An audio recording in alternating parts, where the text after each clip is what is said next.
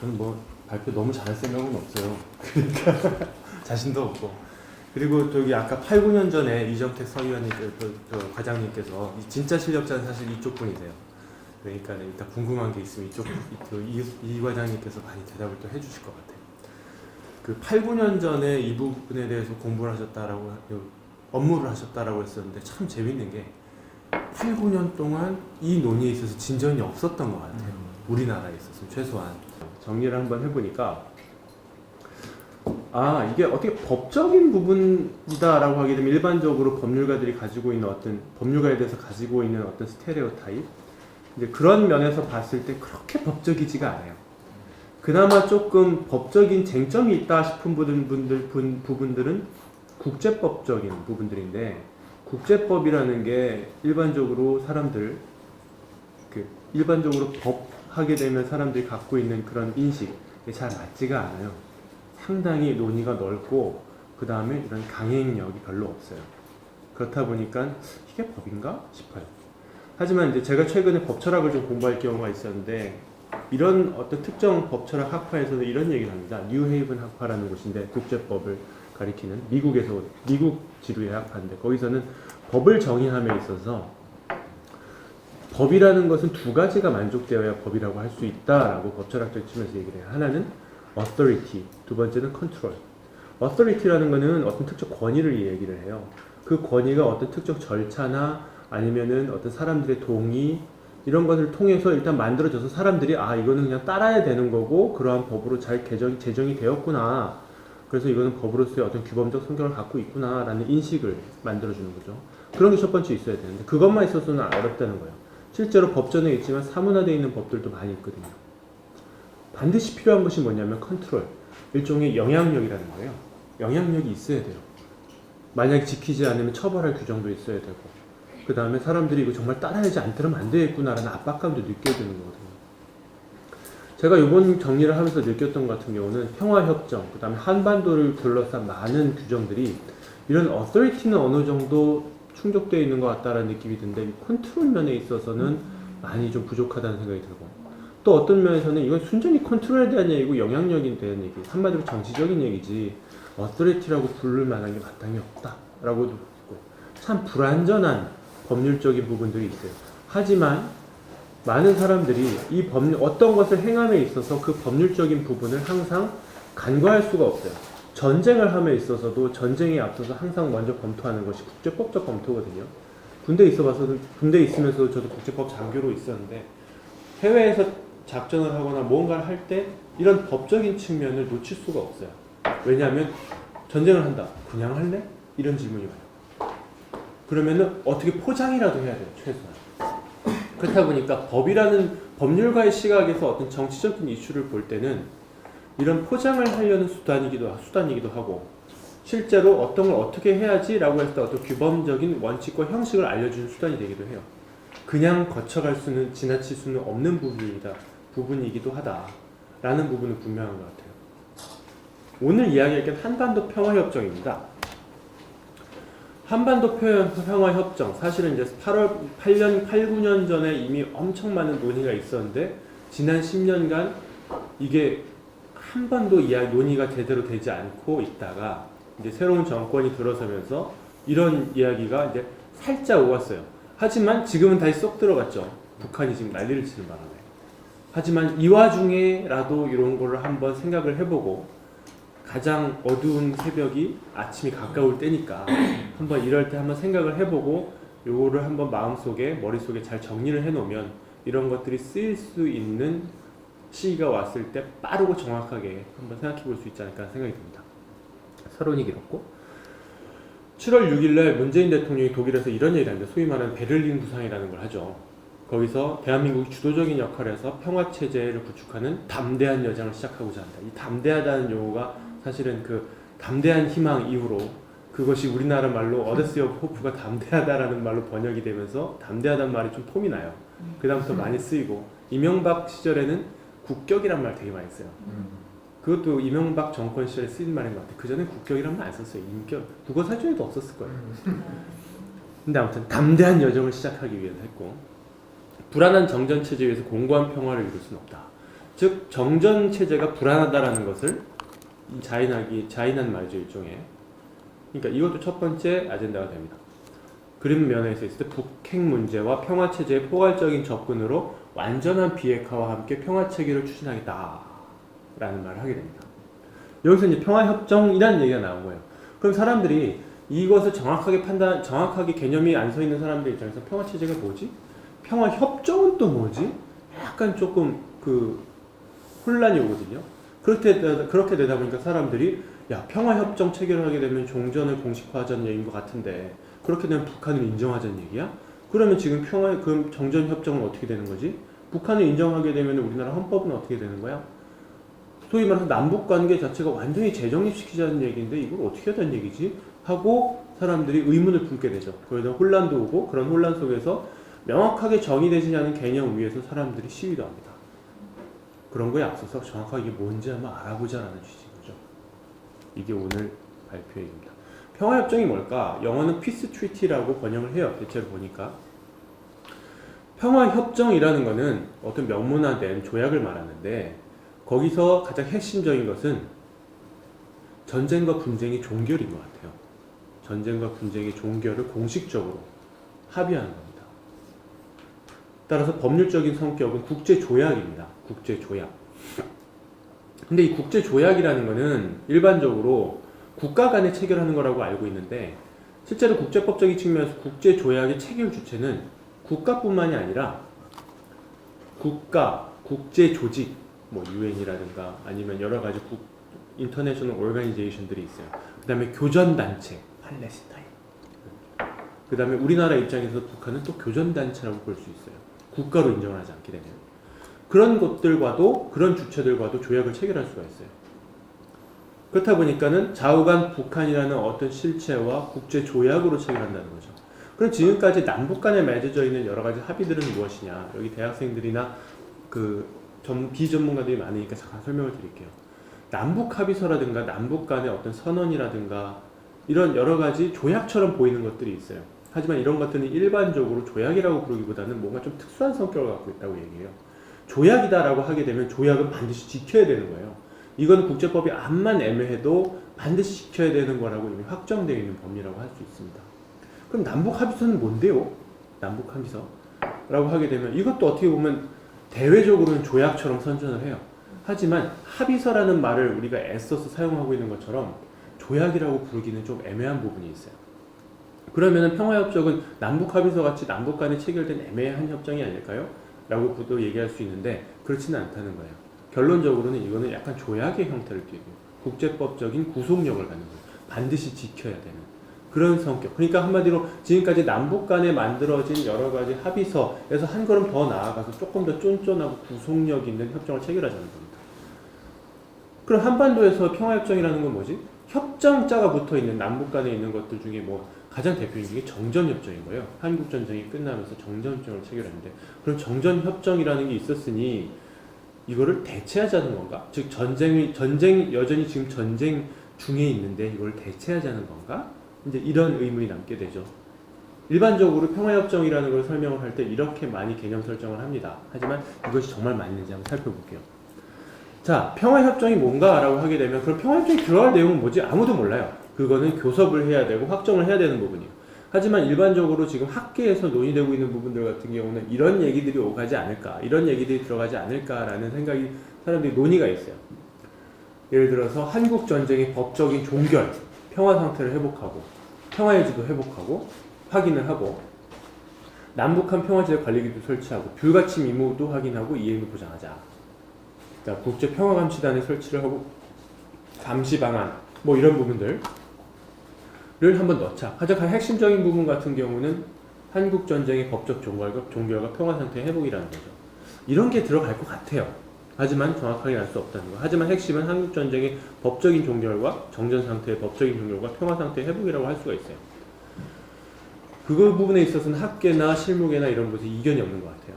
그러면 지금까지 정전협정이라는 게 뭐길래, 정전협정 상태라는 게 뭐길래 왜 이것들을 정식적으로 대체한다거나 아니면 전쟁 상태를 종결한다는 거지? 라는 게 의문이 생기죠. 그럼 정전협정이라는 거는 공식 명칭은 53년 7월 27일 날 국제연합군, 유엔군 총사령관을 일방으로 하고 그 다음에 다른 방에서는 조선민주주의 북한과 북한 최고사령관과 중국 사령관, 여기도 사령관이겠죠? 를 다른 일방으로 하는 한국 군사정조에 관한 협정이다라는 게 이제 공식 명칭이에요. 그래서 거기서 보면은 주요 내용이 군사분계선과 비무장지대, 즉 지금 휴전선을 말하는 거죠. 그걸 어떻게 책정할 것이냐. 그 다음에 휴전과 정전의 구체적인 조치는 어떻게 돼야 되느냐. 그 다음에 이걸 위해서는 군사정전위원회라는 걸 설치를 해요. 그 다음에 중립국감독위원회라는 것도 설치를 하고 그 다음에 이것들이 정전 상태를 감시하고 관리하게 됩니다. 그 다음에 전쟁 포로에 대한 조치가 있고 쌍방 관계 정부들 간의 건의도 이루어지고 그 다음에 형식적인 부분들은 어떻게 하자. JSA 보면 이영애가 스위스 장교로 나오잖아요. 스위스 장교. 즉 중립국 감독위원회 소속인 거예요. 그래가지고 여전히 그 군사 정전 상태를 감시하고 있는 그 실체가 존재를 합니다. 그리고 이건 일반적 휴전 협정이다라고 부를 수도 있는데 일반적 휴전과 정전이 달라요. 국제법적 원칙에 따라서 보면은 휴전이라는 건 뭔가 좀 정치적인 의미예요. 뭔가 좀 정치적인 의미고 교전 당사자들이 그 총사령관이 체결하는 거예요. 그래가지고 일반적으로 정치상을 포함해가지고 일단 쉬자라는 거예요. 좀 더 큰 부분이죠. 하지만 정전이라는 거는 조금 더 국한된 분위기예요. 지금 휴전, 전쟁을 전체 국가 대 국가로 아니면 교전 상대 단체들 간에 이거를 잠깐 멈추자, 쉬자라는 것보다는 정전이라는 거는 어느 국소적인 지역이 있어서 지금 힘드니까 내지는 어떤 특정한 이유가 있으니까 전쟁 상태를 잠깐 중단하자라는 거예요. 전쟁이 끝나거나 전쟁 자체가 끝났다는 건 아니에요. 이거 배틀과 워의 차이랄까요? 그러니까 휴전이다라고 하게 되면 정전이다라고 하게 되면 이거는 suspension of battle, war에 가까운 부분이라고 할 수가 있어요. 그렇다 보니까 약간 혼란이 있는 게 우리는 정전협정이라고 하는데 이게 휴전협정인지 정전협정인지 좀 헷갈리는 부분이 있다는 거예요.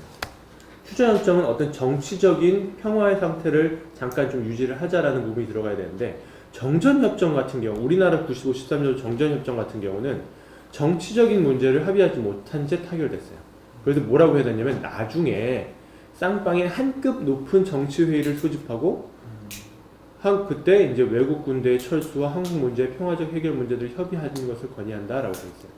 일단 지금은 전쟁을 쉬고 정치적인 문제를 나중에 다시 교섭을 해가지고 평화적인 문제를 해결합시다라는 부분이 들어가 있다는 거예요. 이게 정전협정의 성격이에요. 그렇다 보면 결국에는 정전협정이라는 것은 우리나라가 지금 현재 체결한 정전협정이라는 것은 어떤 평화 상태를 정치적인 평화 상태를 전제하고 있는 협정이라기보다는 군사 정전 협정으로서 향후에 장래의 정치 문제를 협의하기로 한 그래서 정치 문제가 아직 타결되지 않은 불완전한 일반적인 휴전 협정이다라고 보는 것이 일반적인 그 학계의 논의예요.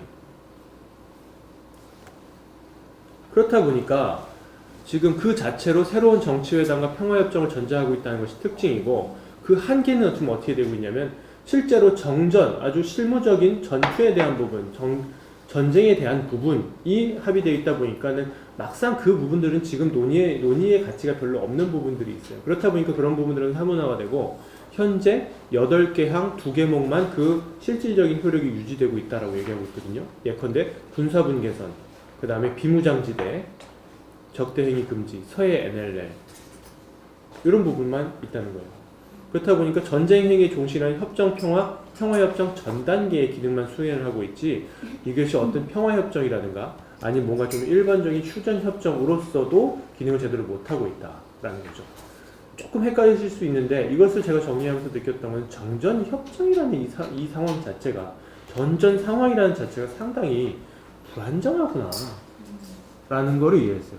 한마디로 법적으로 말해서 왁구가 안 맞는 거예요. 일본 말인데 왁구가 제대로 좀 안 맞고 애매하고 어정쩡한 상태가 정전 상태인 거예요. 여기에 좀 더 불을 지피는 게 뭐냐면 북한이 실제로 평화협정을 먼저 체결하자고 그랬대요. 그래가지고 정전체제 자체를 상당히 조금 불안정하게 만들어가고 이끌어간 경향이 이미 어느 정도 90년대부터 70년대부터 시작을 해서 90년대 본격화하게 됐습니다. 무슨 일이 있었냐면 북한의 군사정전위원회, 아까 정전위원회라는 게 있다고 그랬잖아요. 그거를 일방적으로 해체시켜버렸어요. 그러니까 정전체계를 공식적으로 관리하는 기구가 없는 거예요. 그래서 뭘 갖다 놨냐? 판문점에 조선인민군 판문점 대표부라는 걸 대신 갖다 놨어요. 그 다음에 중국에, 왜냐하면 그 정전협정의 당사자가 또 중국이 있잖아요. 그 다음에 그 중국도 군사정전위원회에 있었는데 그 대표를 또 철수했어요. 북한이랑 같이. 1994년에. 95년도에 중립군 감독위원회라는 게 또 별도로 있었잖아요. 아까 그 스위스도 포함되어 있는 이영애. 근데 거기서 이제 북한이랑 조금 친분이 있는 나라들이 철수를 했어요. 폴란드랑 체코 같은 경우. 그렇다 보니까 중립국 감독위원회라는 것이 한쪽 팔이 떨어져 나가 있는 상황인 거죠. 그럴 때 전륜 발효가 좀 돼 있어요. 그리고 95년도에는 정전협정 체제 더 이상 유지 못한다고 유엔 사령부를 막 해체를 요구를 해요. 유엔 사령부가 뭐지? 좀 이따 설명을 드릴 거예요. 그렇다 보니까 북한은 이게 북한의 입장에서 보면 이게 애매한 상황인 거예요. 정전 체제라고 우리는 그래서 전쟁이 계속 유지되고 있는 상황이다라고 많은 사람들이 우리는 굳건히 믿고 있는데 북한 입장에서는 정전을 유지시켜주는 특정 형식적인 부분들을 일방적으로 해체시켜버리고 보이콧해버린 거예요. 그렇다니까 북한 입장에서는 정전이라는 상황 자체가 상당히 약간 좀 정전이라는 상태라는 개념을 거부하고 있는 상황? 그렇다 보니까 정전협정이 기반한 군사정전위원회는 현재 개최가 안 되고 있어요. 그러니까 정전협정이 나와 있는 것들이 실제로 이행이 안 되고 있다는 거예요. 그럼 뭐냐? 미북 장성급 회담이라는 형식으로 간헐적으로 개최만 되고 있어요. 북측과 유엔 사령부 사이에. 한국은 없죠. 그래서 북미, 미북 장성급 회담이다라고 하는 것만. 이 개최가 되고 이것이 약간 좀 불안정하게 정전체제를 버티고 가고 있다는 거예요. 그럼 여기서 궁금한 거예요. 그럼 정전체제가 뭐야 도대체? 궁금하잖아요. 정전체제가 뭐야? 이 부분이 이제 국제법적인 이론이 조금 적용되고 있는데 참 흥미로웠어요. 저는 정리를 하면서. 전통적 국제법 이론은 정전협정을 통해서는 군사적인, 아까 말씀드렸듯이 휴전협정과는 다르게 정전협정은 군사적인 문제에 국한이 돼요. 그리고 정전협정이 되기 때문에 전쟁 상태는 계속되고 있는 거예요. 무력 시위만 잠깐 멈춰져 있는 상태이기 때문에. 그래가지고 이 부분 같은 경우는 많은 언론과 많은 사람들이 이거는 많이 따라하고 인용을 합니다. 우리나라는 여전히 한반도는 여전히 전시 상황이기 때문에 라는 표현 엄청 많이 써요. 그죠? 그리고 우리는 이 평화를 누리고 있지만 여전히 전쟁 상황이다. 엄청 많이 써요. 하지만 실제로 이게 틀린 말은 아니에요. 전통적인 국제법 이론에 따지자면 정전협정은 군사적인 문제에 국한되고 전쟁 상태는 여전히 계속되고 있기 때문에 전시 상태인 건 맞는 거예요. 이런 면, 이 개념을 통해서 여러 가지가 파생되어 나오죠. 우리의 주적은 무엇인가? 라는 것까지 포함을 해서. 그런데 2차 대전이 끝나고 나서 국제법도 이론적인 발전이 이루어져요. 국제법이라고 하게 되면 조약이 대표적인 그 법의 소스인데, 그 법원이라고 하죠. 법의 소스인데, 실제로 이런 법의 소스가 성문적으로 명확하게 없는 것들도 많아요. 그렇다 보니까는 학자들의 어떤 이론이나 설명, 강학이라고 얘기하는데 강학상 논의가 이런 그 국제법적인 어떤 법원으로 많이 작용을 하기도 합니다. 그렇다 보니까 대세를 이루고 있는 2차 대전 이후의 국제법 논의에 따르면 이렇게 정전협정 기간이라 하더라도 실질적으로 전쟁 자체가 종료됐다고 볼 수가 있다라는 개념이 대두되기 시작했다고 해요. 우리 서울대 같은 경우는 이근관 교수님께서 이 부분 같은 경우는 많이 정리를 좀 해주고 계신데 국제법 교수님이시죠. 정전 상태에서도 전쟁 상태가 실질적으로 종료가 가능하다는 생각입니다. 그리고 그 정전협정이라는 게 어떤 평화조약이라든가 완전 휴전협정이라든가 아니 전쟁의 종결을 이야기하고 있는 협정은 아니라 할지라도 실질적으로 그런 양상을 띌 수 있고 그렇게 기능할 수 있다는 거예요. 한마디로 전쟁이 종료됐다라고 볼 수도 있다는 이론이 가능하다는 거죠. 실제로 2차 대전 이후에 연합군하고 독일 간에 평화조약은 없었다고 해요. 전쟁 끝났어 라고 얘기할 수 있는, 부를 만한 거는 그걸 공식화시키는 문헌은 없었다고 합니다. 하지만 50년대 초중반 연합군의 일방적인 조치로 종력이 돼요. 뉴렌버그 재판이라든가 이런 부분들은 유명하죠. 그렇다 보니까 전통적인 같은 논의에 따르면 종전선언 없이는 정전 상황이 종료될 수가 없는 거예요. 형식적인 부분에 있어서. 그리고 평화협정이라는 것이 있어야, 즉 종전을 선언하고 항구적인 평화 상태를 선언하는 그런 행위가 있어야 정전협정을 대체해가지고 전쟁이 끝났다라고 볼 수가 있는데, 실질적인 이론의 발전을 보면 꼭 그렇지만은 않다는 거예요. 장래를 향해서, 앞으로 교전 의사를 종국적으로 포기하는 것을 정전을 통해서 앞으로 이런 것이 없을 것이다, 폭력행위가 없을 것이다 라는 것을 통해서 종전을 유추해 볼 수 있다, 실질적으로 종전이 되었다라고 볼 수 있다는 거고, 그 다음에 일방의 무력 행사는, 그러면 이렇게 된 상황에서 일방이 무력 행사를 할 수 있잖아요. 실질적으로 우리나라 같은 경우는 전투를 경험해본 군대는 해군이에요. 서해에서. 실제로 서해 같은 경우는 북한과 교전을 많이 했기 때문에 전투를 경험을 해봤어요. 그럼 이건 뭐예요? 전쟁의 연장선이 아닌가요? 라고 말할 수 있는데, 그런 것 같은 경우는 이 이론에 따르면 적대 행위의 재개가 아니라, 다시 대역된 것이 아니라 새로운 침략 행위가 딱 발생을 하는 거예요. 마치 한국과 일본 간에 뭔가 무력 분쟁이 있는 것처럼, 한국과 중국 간에 있는 것처럼, 중국과 일본 간에 있는 것처럼, 전쟁 상태는 아니지만 무력 행위가 잠깐 다시 벌어지는 거죠. 그러면은 이러한 새로운 이론적 발전에 기반해 봤을 때, 그럼 평화협정이라는 건 뭔 필요가 있나라는 생각이 드는 거죠. 평화협정이라는 거 그런 거 꼭 할 필요 없이, 지금 현재가 이미 평화협정이 종전이 이미 선언된 상황이다라고 볼 수도 있다라는 거죠. 죄송합니다. 제가 지금 감기 걸려가지고. 근데 이게 어떻게 보면은 그 국제법적으로 만들어져 있는 프레임이에요. 평화협정이라는 것이 꼭 반드시 필요할까? 이 상황에서 이제 이런 부분이 있겠죠. 그럼에도 불구하고 어떤 이론적인 부분을 선택을 해가지고 평화협정을 맺을 것인가 말 것인가 라는 부분 같은 경우는 어떤 정치적인 판단이 필요하겠죠. 하지만 문재인 대통령이 베를린 선언을 통해서 말한 것은 평화협정을 얘기했다는 것은 결국은 어떤 부분에 근거를 두고 있느냐, 어떤 전통적인 국제법 이론에 근거를 두고 있는 거예요. 우리나라는 아직 전쟁이 종료되지 않았다라는 것을 전제로 하고 있다는 거죠. 그러면 조금 더 실무적으로 들어가서 여기서 또 재밌어져요. 이게 이제 우리나라에서 많은 논의가 있는 건데, 그러면 남북 평화협정은 체결을 어떻게 해야, 누구 간에 해야 되는 거지? 그러면은 아까 얘기했잖아요. 종전을 전제로 하기 때문에, 하고 있기 때문에 전쟁 당사자가 어떻게 보면 평화협정의 당사자가 됩니다. 그럼 전쟁 당사자는 누구지? 정전협정을 보면 조금 유추할 수 있겠죠.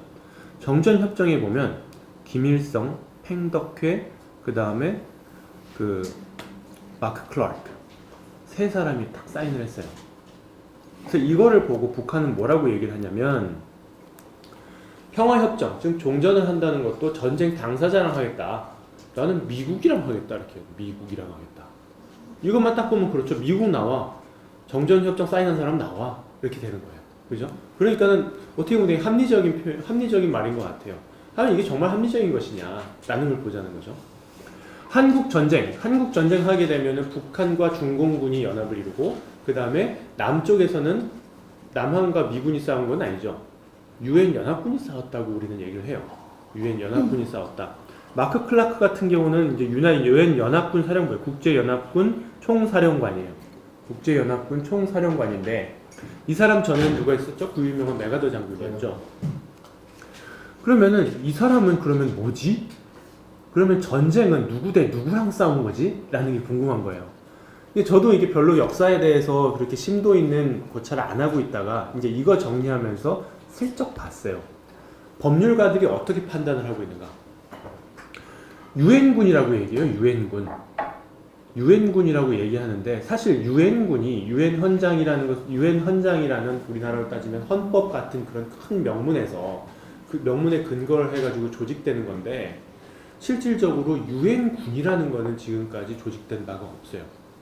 그럼 PKO 이런 건 뭐예요? 블루 헬멧 이런 사람? 그런 건 유엔군이 아니라 유엔 평화유지군인 거예요.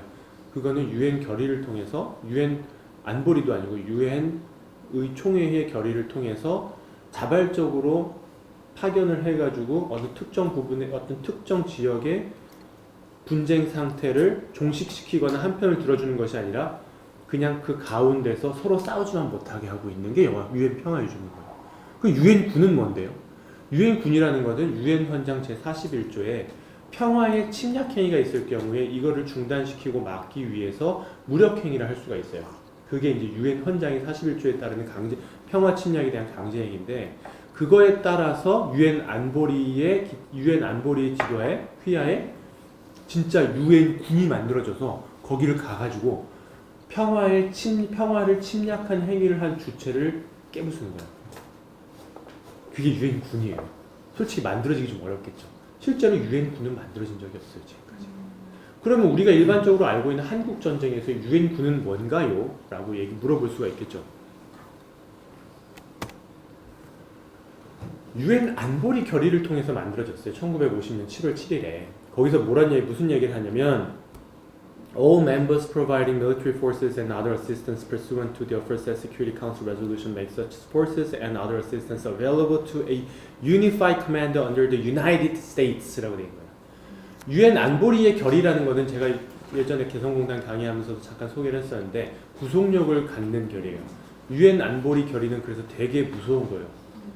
북한이 무서워하고 북한에 압박을 주려고 유엔 안보리가 계속 제재 결의를 만드는 거는 그게 구속력을 갖고 유엔 헌장에 가입되어 있는 모든 유엔 가입국들을 구속하는 역할을 국제법의 범주에서 몇 안 되는 명확한 구속력을 갖는 문헌이에요.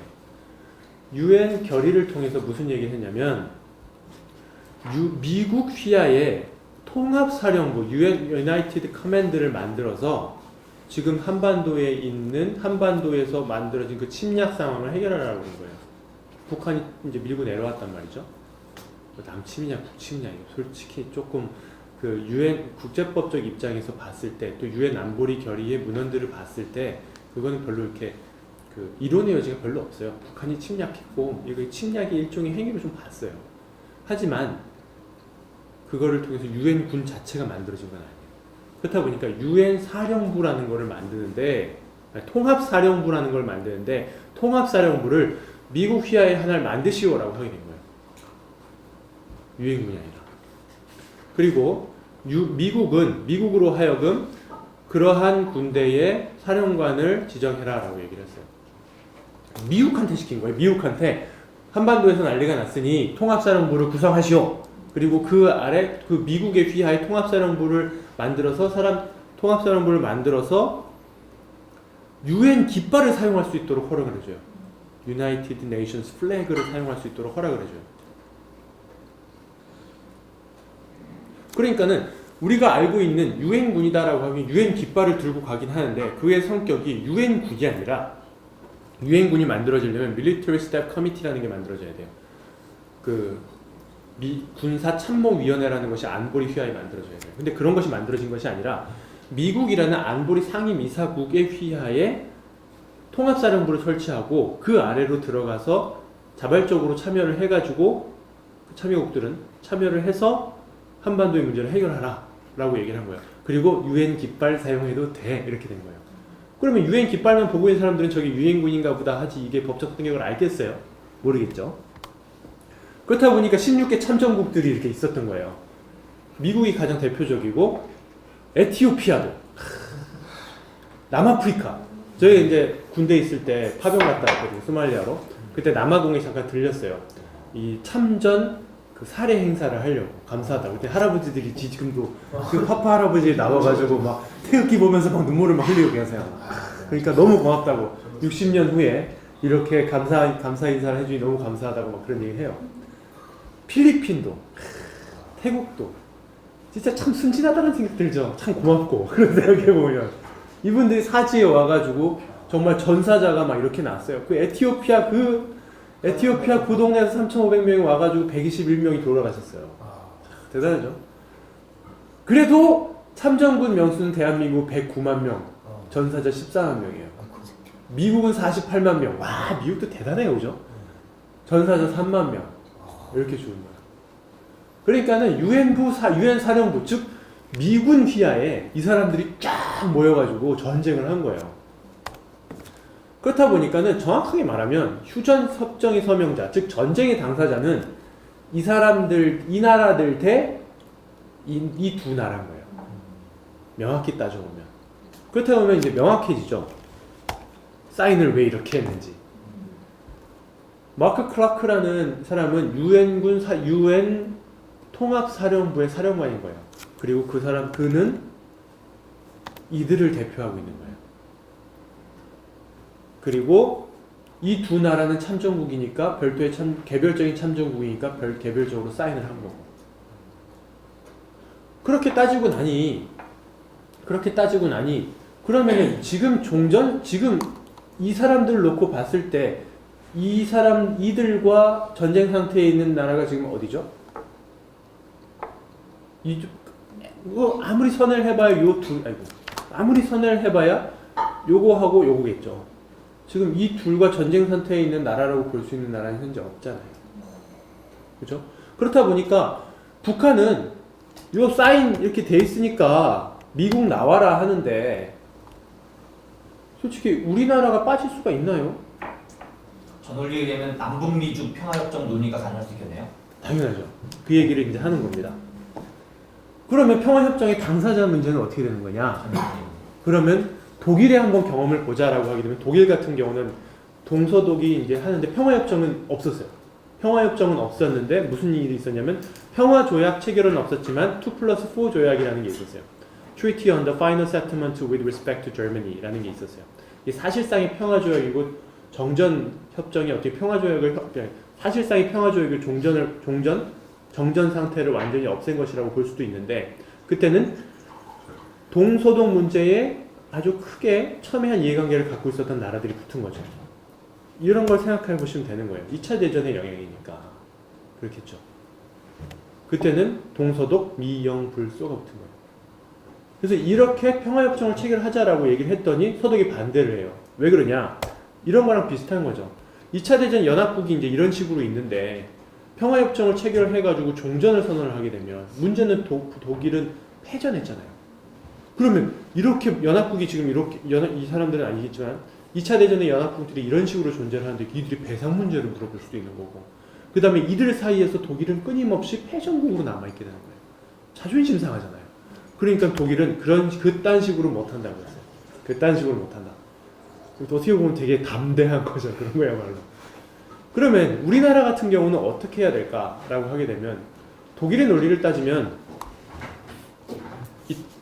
우리 같은 경우는 아까 최 보좌관님께서 말씀하신 대로 남북 미중이 가능할 수 있을 거예요. 진짜 현재 전쟁 상태에 있고 이해관계를 갖고 있는 데가 어디냐? 그럼 남북 미중이 가능할 거예요.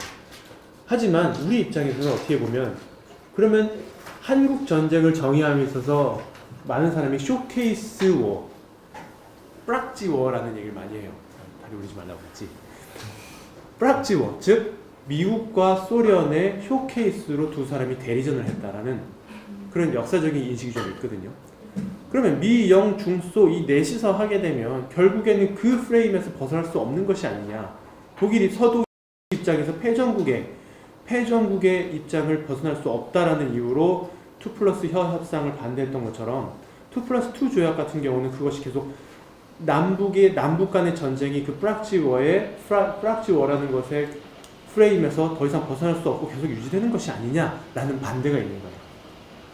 그렇게 따지면 가장 자주적으로는 남북 간에 체결하는 게 좋겠죠. 그 다음에 법적으로 문제가 없겠죠. 논리적으로. 하지만 그 부분에 있어서도 여러 가지 아직 합의되지 않은 점이 있다라는 거죠.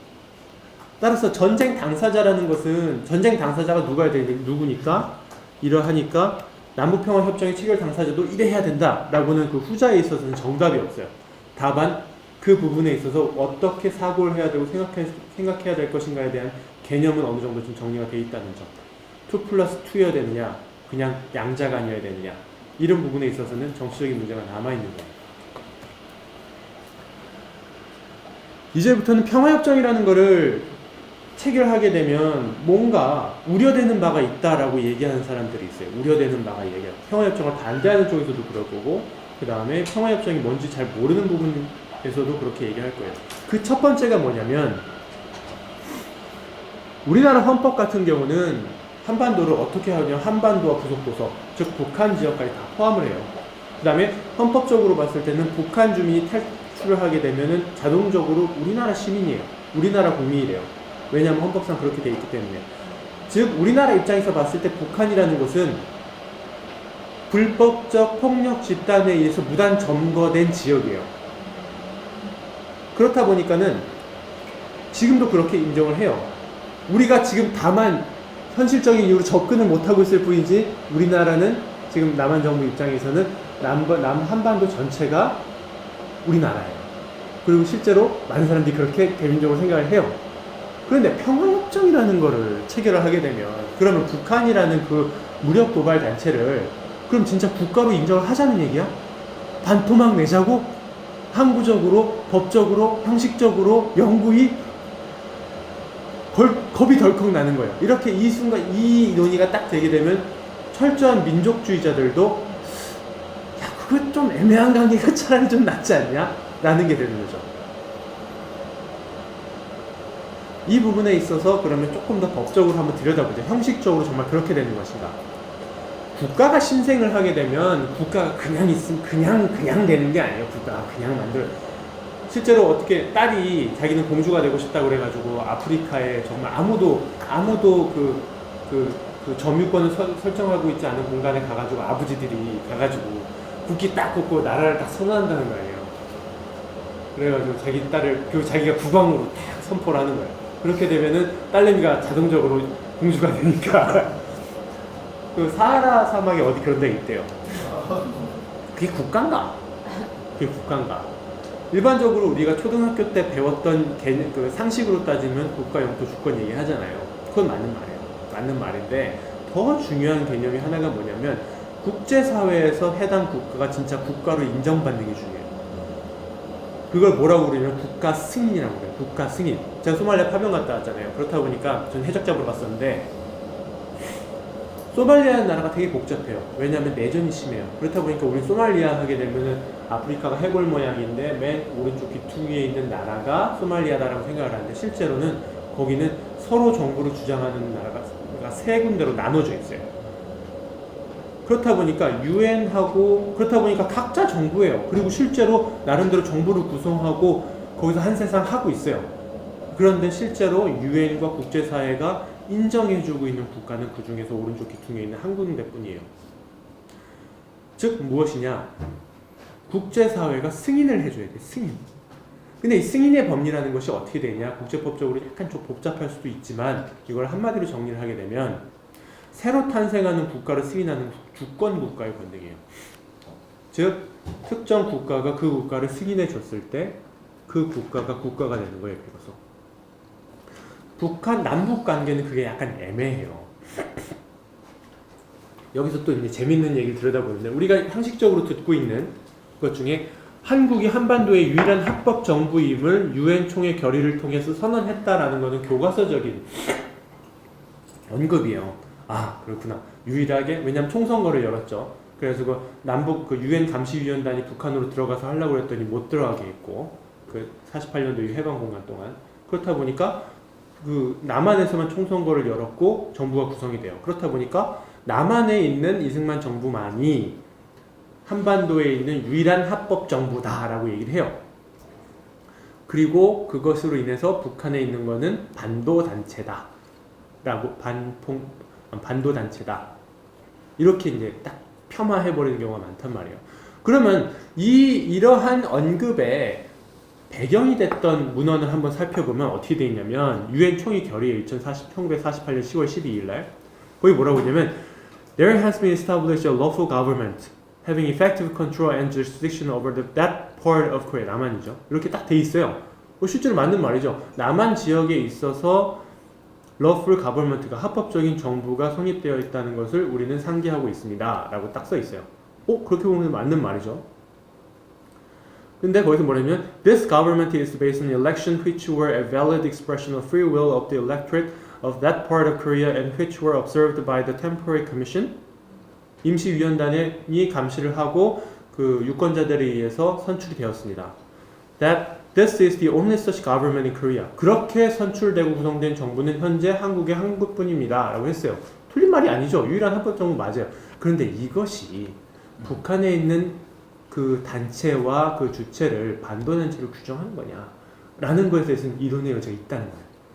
하지만 우리는 이미 그렇게 정하고 40년 동안 살았어요. 즉 이 말인즉 북한이라는 것이 붕괴되거나 타도해야 될 반도단체인지 아니면 유엔이 아직 인정할 수는 없지만 또는 유엔이라 하면 유엔의 회원국들이 아직 국가로 승인할 수는 없지만 민주선거가 만약에 이루어지고 나면 남한하고 통일정부를 수립할 수도 있는 그런 지역과 단체라고 보고 있는 건지 이거에 대해서는 판단할 수가 없는 상황인 거예요.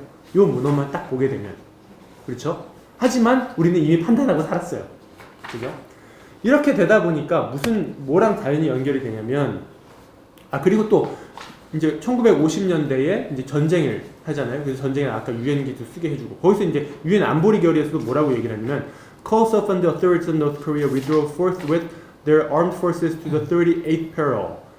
북한의 정권은 북한의 당국은 빨리 38선 이북으로 군사 빼라. 딱 이렇게 얘기를 해요. 안보리가 딱 그렇게 결의했어요. 자, 봐라. 북한 정부라고 얘기 안 하고 우리는 리퍼블릭 오브 코리아라고 딱 얘기를 하는데 대한민국이라고 북한의 당국이라고 얘기하고 있지 않냐. 북한에 대한 실체가 없다. 이제 우리는 실체가 없다는 걸 인정했다 이렇게 얘기를 해요.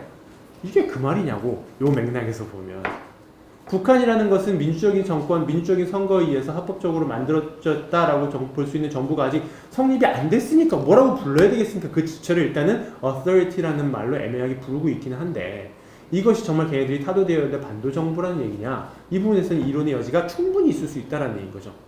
우리는 그렇게 바라보고 있어요. 자, 그렇다 보니까 여기서 무슨 문제가 발생을 하냐면 국가 승인이라는 것은 주권 국가가 승인을 해주는 거예요.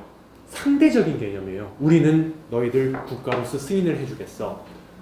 어느 특정 국가를 온 나라들이 승인을 해주면 그 나라는 정말 그 나라로서 승인받고 행동할 수 있겠죠. 국제법적인 주체로서. 하지만 그런 와중에서도 어느 한 국가는 인정을 안 할 수가 있어요. 팔레스타인과 이스라엘 같은 경우가 좀 그런 경우 아닐까 싶기는 해요. 서로 인정은 안 해. 하지만 온 나라들은 어느 정도 인정을 해. 이런 경우가 될 수 있겠죠. 그렇다니까 약간 아이러니가 발생해요. 남북은 서로 정부로 인정을 안 해요. 서로 국가 승인을 안 해주고 있는 거예요. 그렇다 보니까 겁이 나는 거예요. 평화협정이라는 게. 서로 국가로 인정을 해보고 완전히 이 남북한이 나눠져 있는 상황을 정말 항구적으로 인정하고 있는 것이 아닐까? 그런데 여기서도 얘기를 했지만 지금까지 유엔 내지는 국제사회에서 북한을 반도단체 내지 반드시 승인해줄 수 없는 곳이다 라고 볼만한 명확한 근거는 없는 거예요. 그렇다 보니까 무슨 현상이 발생하냐. 91년도에 유엔을 동시 가입해요. 유엔 헌장에는 명확하게 써 있습니다. 유엔 4조에 스테이트만 멤버십을 가질 수 있다고. 뭐 앞에 피스 러빙이라고 붙어있긴 해요. 평화를 사랑하는 국가. 그리고 오로지 이런 스테이트들만 멤버십을 가질 수 있다고 되어 있는 거예요. 그렇다 보니까는 유엔 차원에서 유엔이라는 국제기구라기보다는 유엔 회원국들 차원에서는 남한을 각각의 정부로 이미 승인해 주는 상황인 거예요. 그냥 그 말인즉 북한이 남한을 국가로 승인해 주고 있냐? 그렇지는 않아요. 왜냐하면은 이론적으로 국가 승인이라는 건 상대적인 개념이기 때문에 온 세상이 승인해도 내가 승인을 안 해주면 승인이 아닌 거예요.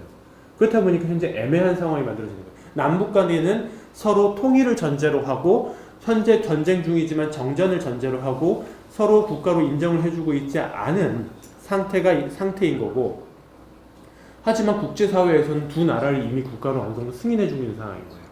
그렇다 보니까 그러면은 평화협정이라는 것 그렇다 보니까 남북 기본합의서라는 것도 서로 국가로 인정을 안 해주고 있다 보니까 그리고 이것을 교전단체로서로도 정당하게 인정을 해주거나 왜냐하면 지금 평화협정 남북 기본합의서라는 건 전쟁이라는 거를 또 전제로 하고 있는 게 또 아니거든요. 그렇다 보니까는 이것도 조약도 아닌 것이 그렇다고 어떤 법적인 성격을 갖는 것도 아닌 것이 애매한 상황인 거예요. 그런 와중에 통일을 전제라고 하는 특수한 어떤 합의다라는 거를 전제로 만들어진 게 또 남북 합의서예요. 남북 간의 합의는 또 이런 식으로 만들어져요. 그렇다 보니까 아까 말씀드렸던 것처럼 authority는 있을지언정 컨트롤이 부족하고 서구 authority는 좀 부족해 보이고 그렇다 보니까는 국제법적 입장에서 남북 간에 만들어지는 합의서라는 건 소위 말하는 신사협정, 젠틀맨스 어기먼트라고 얘기하는데 그냥 약속을 하는 거야. 하지만 그 약속이 구속력을 갖지 않는, 강제할 수 없는 상당히 느슨한 협정인 거예요. 그렇다 보니까 안 지켜져요. 안 지킨다고 뭐라 할 수도 없고 그런 상황인 거죠. 이런 상황에서 평화협정이 만들어진다라고 했을 때 그러면 그러면 평화협정으로 인해서 남북 간은 서로 국가로 인정을 해줘야 되는 것인가? 이론적인 측면에서 봤을 때 국가 승인이라는 것은 아주 상대적인 개념이기 때문에 조약으로서의 성격은 같지만 조약이라는 건 꼭 국가 간에만 체결할 수 있는 건 아니고 교전단체와도 체결할 수 있는 거거든요.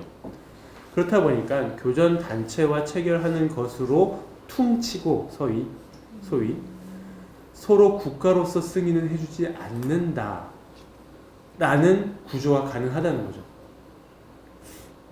그렇게 하지 않고서 서로를 국가로 완전히 인정을 해버리고 국가를 승인할 수도 있어요. 그렇게 명문화할 수도 있고. 하지만 그 정치적 부담은 상당히 어려울 거예요. 그렇다 보니까 국가로 승인하지 않고서도 충분히 교전단체, 서로를 국가로 인정은 하지 않지만 정전 상태 내지는 전쟁 당사자로서 종전을 선언하는 일종의 조약으로서 체결을 할 수 있다. 그러면서 서로 자존심이 있으니까 거기다가 이 협정, 평화협정으로 해서 서로 국가로 승인해주지는 않는다라는 걸 명문화시킬 수도 있다는 거예요. 그렇다 보니까는 평화협정이 서로를 국가로서 인정해주게 되는 효과가 발생하는 거 아니야 라는 우려는 이런 식으로 조금 더 쫀쫀하게 바라보게 되면 이론적으로 꼭 그렇지만도 않다라는 사실이 분명히 있습니다. 여기까지 이제 재밌는 건 다 끝났어요. 여기까지. 그래서 평화협정이라는 건 이런 성격을 갖고 있고 전쟁 주체와 당사자가 무엇인지 그렇다 보니까 그 와중에 전쟁 당사자를 어떻게 정의할 것인지에 대한 논의가 좀 재밌었고 그렇게 되면서 그 부분에 그렇게 전쟁 당사자 간의 종전이라는 상태를 위해서 평화협정이라는 게 체결될 수 있다는 거. 문재인 대통령이 베를린 협정에서 평화협정이라고 얘기하고 있는 것은 상당히 전통적인 국제법적인 측면에 입각을 해서 전쟁의 종전을 공식적으로 선언하지 않는 한 이 불안한 정전체제는 여전히 지속되고 여전히 전쟁 상태다라는 것을 전제로 하고 있다는 점. 북한이 박박 우기고 있지만 미국하고만 우리는 상대하겠다. 그것이 꼭 논리적인 것은 아니라는 점. 그리고 정전협정을 통해서 평화협정을 통해서 꼭 남북 간의 관계가 완전히 항구적인 분단체제로 이어져야 되는 것인가? 꼭 그렇지만도 않다는 점. 이 결론만 가지고도 어느 정도 의미 있는 결론이 아닐까라는 판단이 들었습니다. 그 다음에 이제 약간 좀 몇 가지 짜실짜실한 재미있는 것들인데 조약 체결이라는 거 그럼 평화협정을 조약으로서 체결한다면 그럼 어떤 식으로 체결을 해야 되냐? 뭐 교섭과 서명을 하고 일반적으로는 국회 비준 동의를 받을 중요한 거는 국회 비준을 받아야 돼요. 동의를 받아야 돼요. 원래는 대통령이 당사자 국가 수반으로서 대통령이 외교적 대표로서 대표성을 갖는 국가 수반으로서의 대통령이 당사자가 돼야 되는데 그 사람이 비준만 해주면 되는데 국회 동의를 받아야 될 필요도 있어요.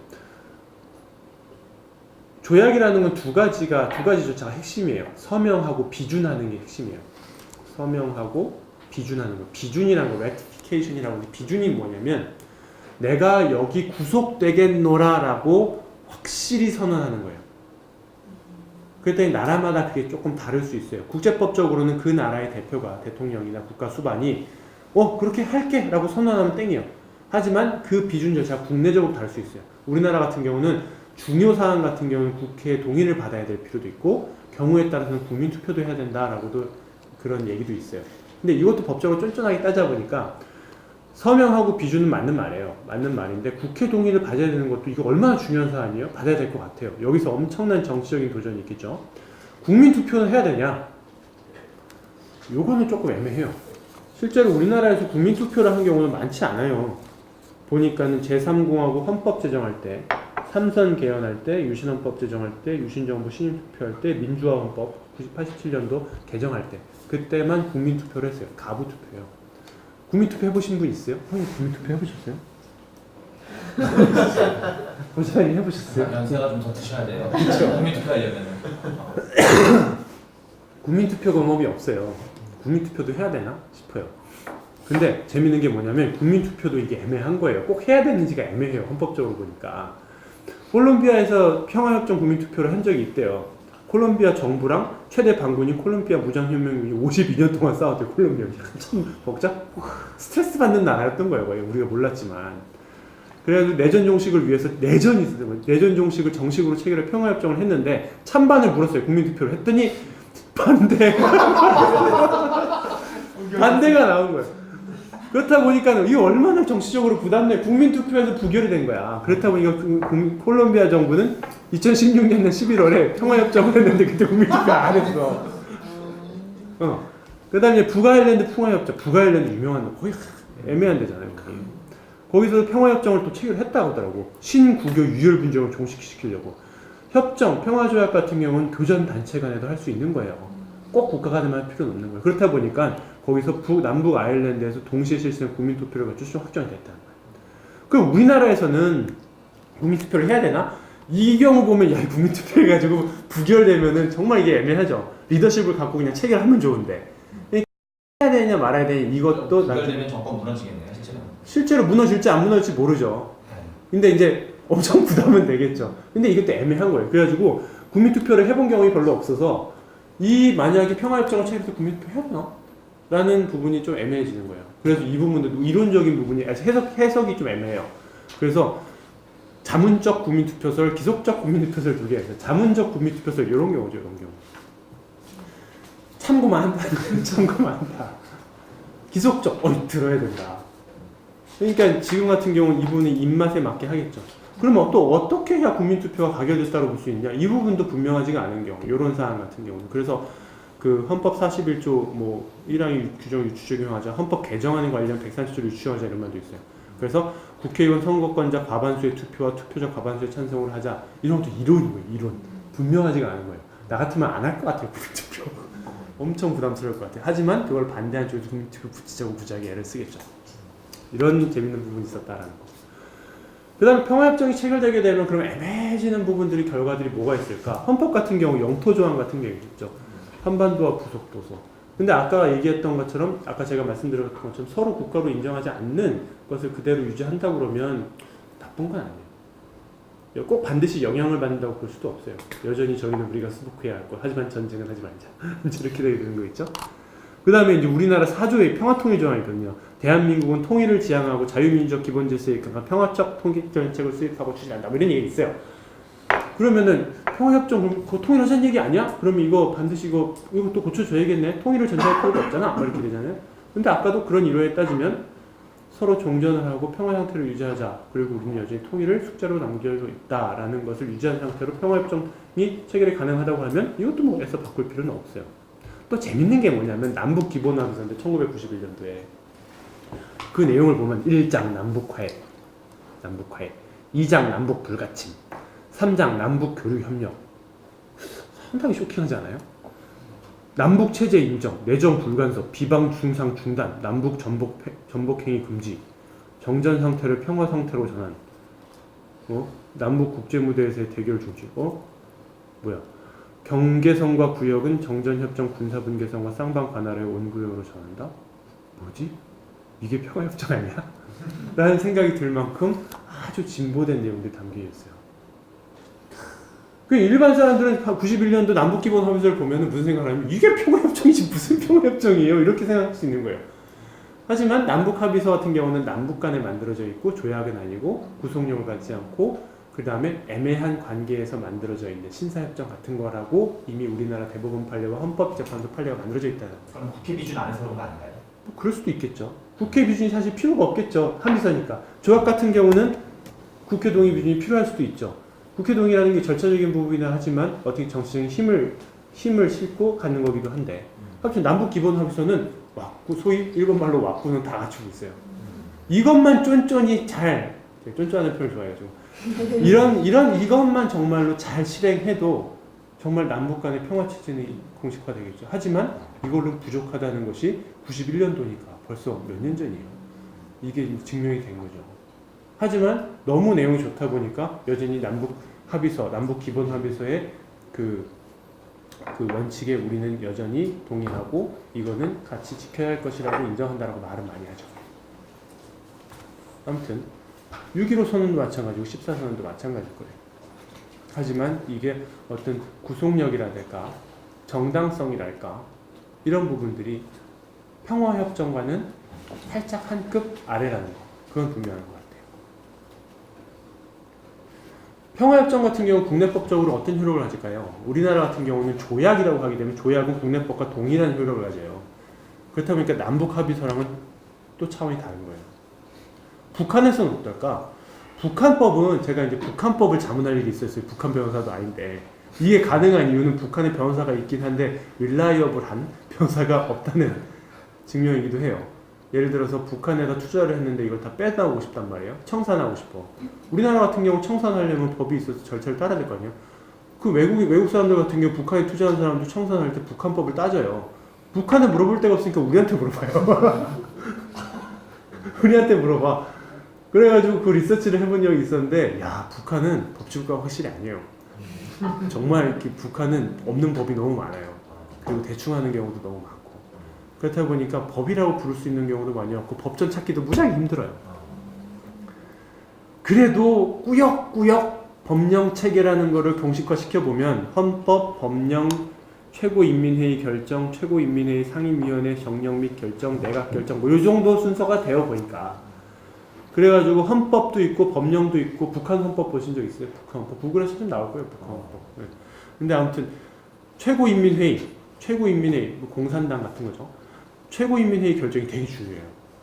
그래가지고 평화협정 체계라면 분석을 해보니까 최고인민회의 결정이나 법령 정도가 되지 않을까? 규정 정도가 되지 않을까라는 판단. 그러니까는 우리나라보다는 좀 낮지만 그래도 높은. 북한에서도 지켜야 하는 그런 게 될 수 있겠죠. 자, 마지막입니다. 그럼 평화협정으로 또 인해서 마지막이 아니구나. 국내법적으로 영향받는 건 뭐가 있을까요? 여기서부터 복잡해져요. 큰 대외적인 국제법적인 부분을 따지게 되면 이렇게 이제 평화협정이라는 게 이런 형식을 갖고 이런 면에 있어서 어렵구나라고 하는데 국내법적으로 딱 들어가게 되면 더 복잡해져요. 볼 게 한두 개가 아닌 거예요. 첫 번째 국가보안법 어떡하지? 간단하게 치고 넘어갈게요. 국가보안법. 평화협정이라는 건 대외적으로 종전을 선언하는 거기 때문에 국가보안법 국내적으로 국내적인 국가 존립보장과 체제를 위해서 형사적으로 처리하는 거잖아요. 두 개의 차원이 좀 다르다는 거예요. 다만 북한은 반국가 단체로 규정을 하고 있거든요. 근데 평화협정이라는 것도 어떻게 보면 반국가 단체로 하고 종전을 할 수 있는 거는 여전히 남아있기 때문에 반드시 모순된다고 볼 수는 없어요. 참 재밌죠. 그 국가보안법은 여전히 남아있으면서 평화협정은 체결되는. 우리는 이런 모순 속에서 살아야 되는 상황인 거죠. 그 다음에 남북협력교류법, 남북관계발전법, 북한입법법 뭐 이런 부분들도 북한을 반국가 단체로 여전히 인정하고 있다기보다는 이제 남북 경계선을 분명히 확정을 하고 있고 남북 간의 어떤 분단 관계를 전제로 보고 있기 때문에 약간 애매한 부분들이 있어요. 하지만 결론적으로 크게 문제는 없을 것 같다라는 게 분석의 결과였어요. 북한법? 이거 북한이 좀 애매할 거예요. 북한. 조선 노동당 규약, 남조선 미제의 침략 무력을 몰아내고 온갖 외세의 지배와 간섭을 끝장내며 이렇게 있기 때문에 얘네들 평화협정 만들어야기 때문에 종전을 한 거기 때문에 이걸 바꿔야 될 것 같아요. 또 여기서 이제 북한의 그 전쟁에 대한 개념이 딱 분명히 드러나죠. 북한은 미국하고 싸운 거예요. 우리는 빡지였고. 정치적으로 보면 맞는 말 같기도 한데 사실 자존심 상하기도 하고 국제법적으로 반드시 맞다고 볼 수는 없는 거 같다고 볼 수는 또 없는 거예요. 북한 형법, 이게 이제 우리나라의 국가보안법 같은 건데 해보래요. 민족 반역죄 68조.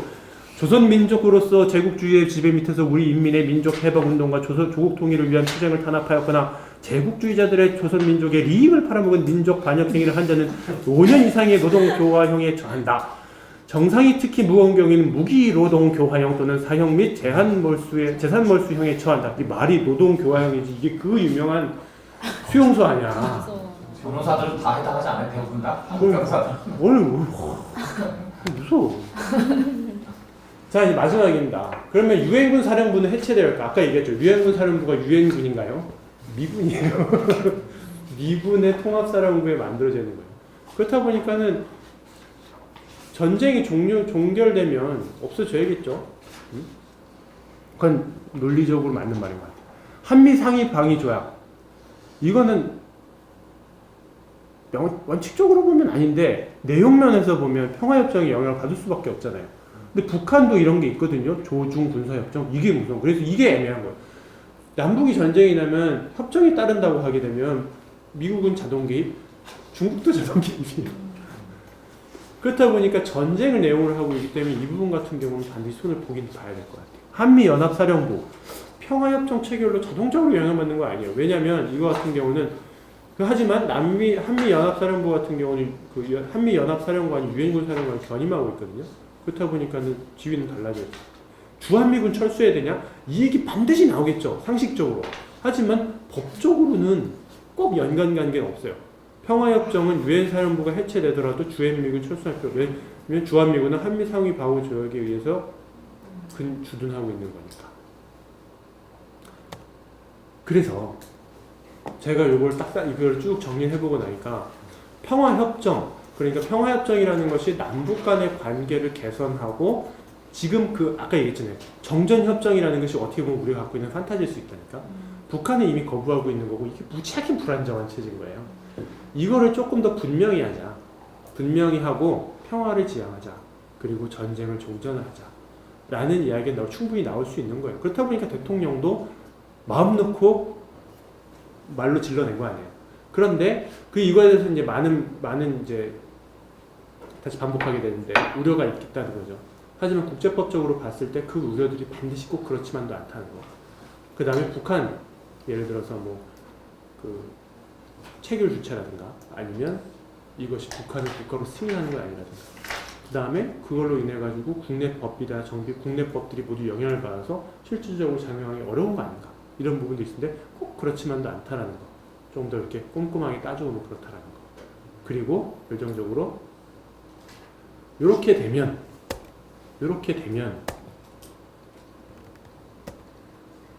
어떻게 보면 기존에 만들어져 있던 남북 합의서와 그 내용은 비슷하고 생각한 취지와 목적은 비슷하지만 뭔가 형식적인 면에서 봤을 때는 조약이라는 어떤 법적 형식과 구속력을 갖기 때문에 조금 더 힘이 세다는 거. 그 다음에 힘이 센 그것들을 만들기 위해서는 조금 더 큰 물밑작업과 그 서로에 대한 이해가 반드시 전제돼야 한다는 거.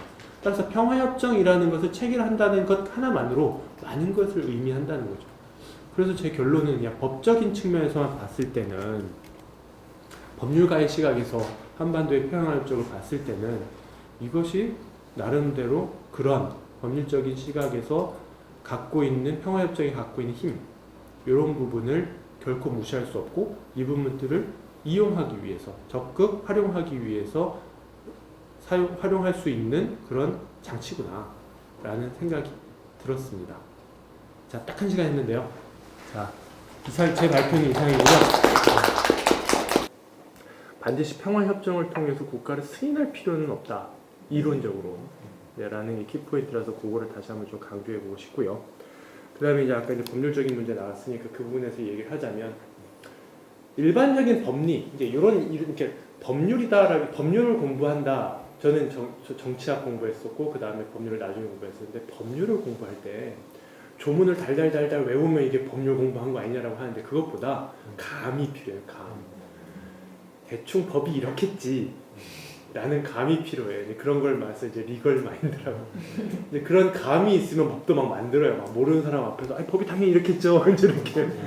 그런 감이 필요한데 이제 이런 걸 리걸 마인드라고 하는데 이제 그런 감에 조금 기초해서 그런 걸 좀 만들어주는 보충 설명을 하자면 모든 계약이라든가 아니면 어떤 약속이라든가 어떤 선언이라든가 이제 이런 부분들이 있을 수 있어요. 법적 구속력을 갖는 부분들. 이런 것이 만들어지는 계기는 쓰는 거, 서로 합의하는 거, 아니면 권위를 갖고 있는 사람이 명령을 내리는 거, 이제 이런 것들이 있을 수 있어요.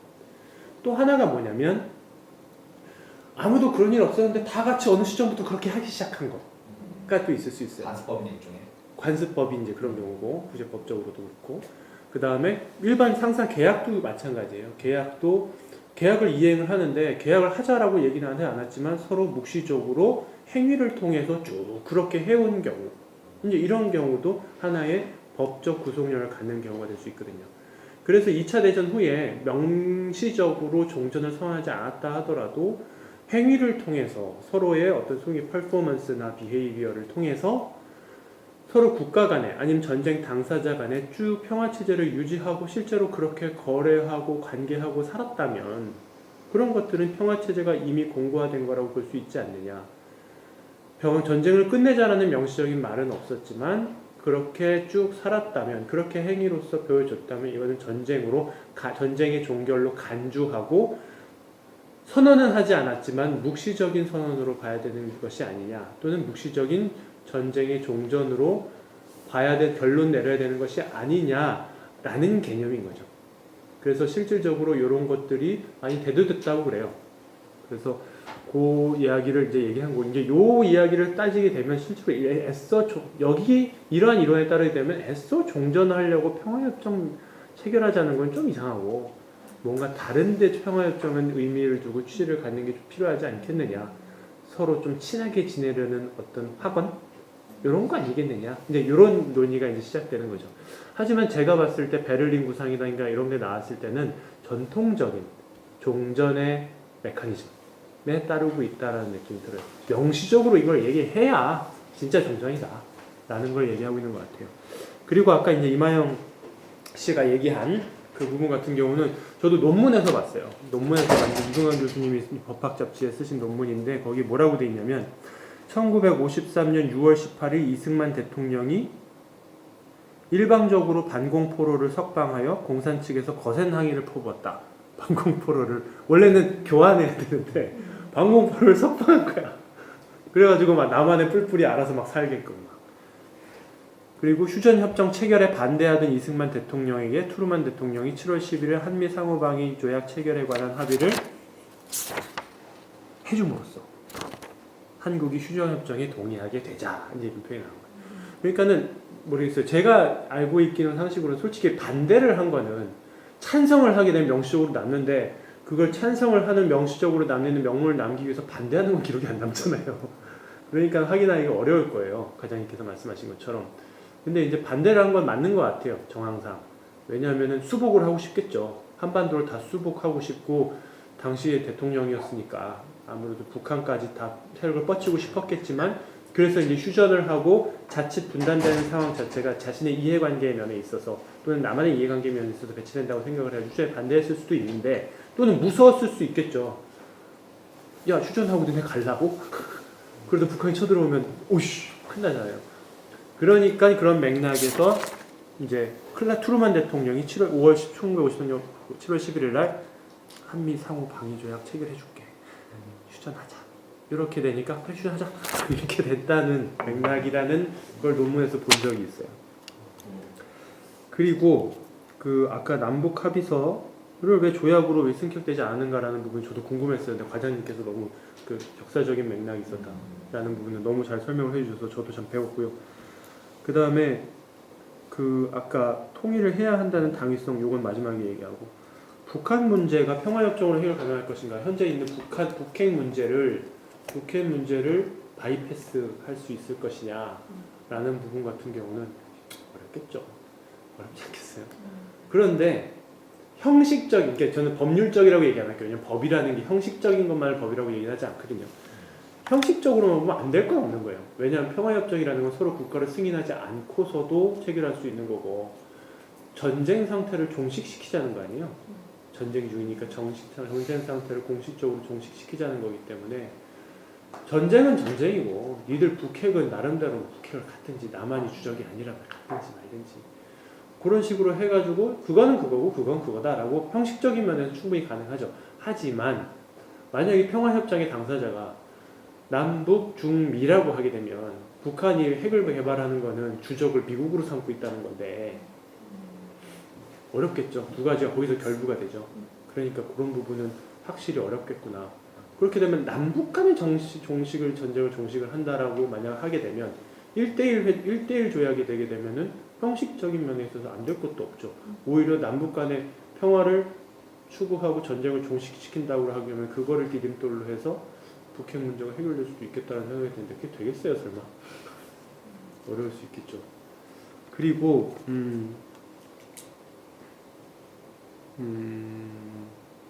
통일을 해야 하는가의 당위성 이거 아까 누가 물어봤지? 이만영 씨가 물어봤나? 누가 물어봤지?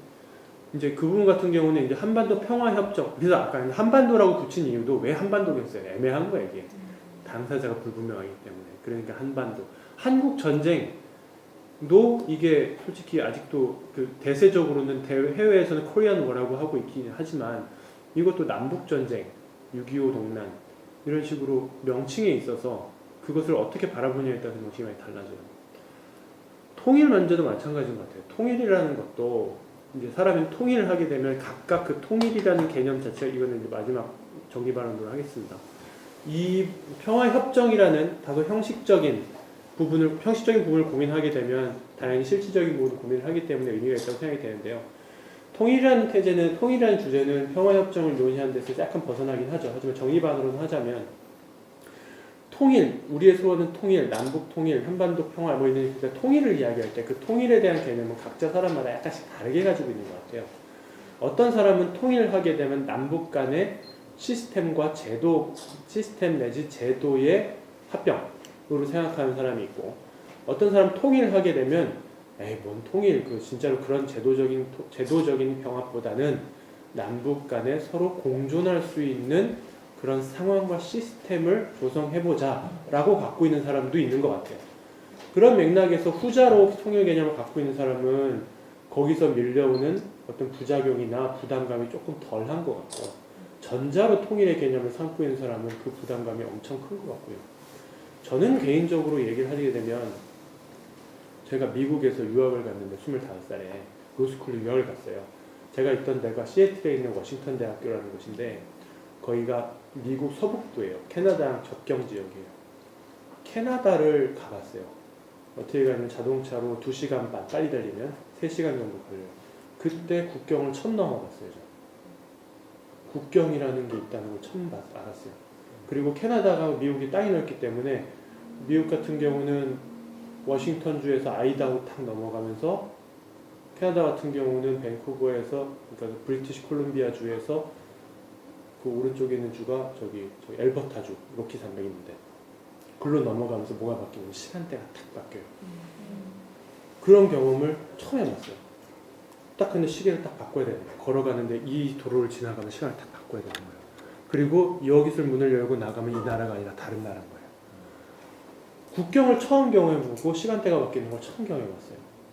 우리나라는 국경을 가진 적이 한 번도 없어요. 국경은 적대적인 나라가 아니라면 넘어갈 수 있는 곳이어야 돼요. 근데 우리나라는 국경을 가져본 적이 없어요. 비행기도 북한을 통해서 갈 수 없고 물자도 북한을 통해서 갈 수 없고, 중국을 가려면 바다를 건너가야지 우리나라가 반도기 때문에 육지를 건너갈 곳이라고 생각하는 사람은 아무도 없어요. 그리고 또 북한, 그때 거기 있을 때 거기가 산림자원이 엄청 울창해요. 산림자원이 엄청 울창한데 그곳에 이제 산에 가보면 미국 서북부 로키 산맥 지역 이쪽에 산에 딱 가면 곰 조심하라고 써 있어요. 곰 나타나면 피하는 방법. 우리나라도 야생 동물이 있죠. 우리나라는 남한은 다 멸종이 됐어요. 하지만 야생 동물, 우리나라 범은 표범하고 호랑이를 똑같이 우리나라 순수한 말로 범이라고 불러요. 우리나라 호랑이는 다 멸종이 됐는데 표범은 아직 남아있다는 거예요. 아물종이라는 거예요. 우리나라엔 남한은 멸종이 됐어요. 봤다는 사람이 강하게 나타나지만, 하지만 어디 있냐면 북한에 있어요. 개마고 언니 때 있어요. 이런 게 있는데 사람들은 이거를 직접 경험해보지 못해요. 국경을 한 번도 넘어본 적이 없고, 해당 들쳐갖고 국경을 넘어서 쭉 가면 북한 지나고, 이론적으로 실제로 기차 타고 한참 가면 유럽까지도 갈 수 있다는 거를 사람들이 경험을 못해요. 나는 그때 국경을 넘어보면서 좀 이상했어요. 느낌이 이상해. 어떻게 이상하냐면 이상하다. 이상해. 느낌이 이게 갑자기 확 넓어져요. 이상하게. 나라들이 연결이 돼 있어서 진짜 땅이 넓구나. 말도 같은 말을 써요. 나라라는 게 다를지언정. 그랬더니 꽁하게 내가 갖고 있었던 나라라는 것, 내가 여기 소속되어 있다는 나라는 게 갑자기 탁 없어지면서 편해지는 걸 느꼈어요. 우리나라도 마찬가지인 거예요. 국경이 있다면 그냥 배낭 메고 여권 보여주고 탁 넘어가면 거기에 우리나라랑 같은 말을, 한국말을 쓰는, 연변 사투리를 쓰는 사람들이 거기 살아요. 거기 친구가 있을 수도 있는 거고, 그 사람들이 축구 응원을 하게 되면 연변을 중국을 응원하겠죠. 그렇게 되면 북대전이 문제가 아니라 그때는 약간 그런 느낌일 것 같아요. 부산 사람들이 롯데 응원하고 광주 사람들이 기아 응원하는 그런 느낌? 그런 느낌일 것 같아요. 그런 경험, 뭐라고 딱 정의 내릴 수 없지만 그렇게 확 넓어지는 경험. 솔직히 이게 꼭 제도적으로 병합이 돼야 되겠어요? 국경이라는 걸 갖고 경험을 해보는 거 하나만으로 좀 큰 의미일 것 같아요. 남한 사람들이 북한으로 기차 타고 좀 올라갈 수 있어서 국경을 좀 자유롭게 경험해 볼 수 있는 그런 환경? 난 그것만 돼도 여전히 적대적인 부분이 있지만 조금 통행을 좀 삼엄하게 하더라도 그런 경험을 할 수 있는 순간만 오면 지표면에서 봤을 때 진짜 의미 있겠다. 남한 사람들이 뭔가 지금 이 작은 섬나라 아닌 섬나라에서 살고 실제 섬나라에 왜냐하면 해외에 나가려면 말 그대로 해외잖아. 오버시잖아. 국경을 경험해 본 적이 없잖아요. 이거를 좀 경험해 볼 수 있는 나라가 되는 나라 사람들이 조금 자아가 넓어지지 않을까. 대화를 경험해 보실까 하는 생각이 들었습니다. 이걸로 정리를 마치겠습니다. 감사합니다.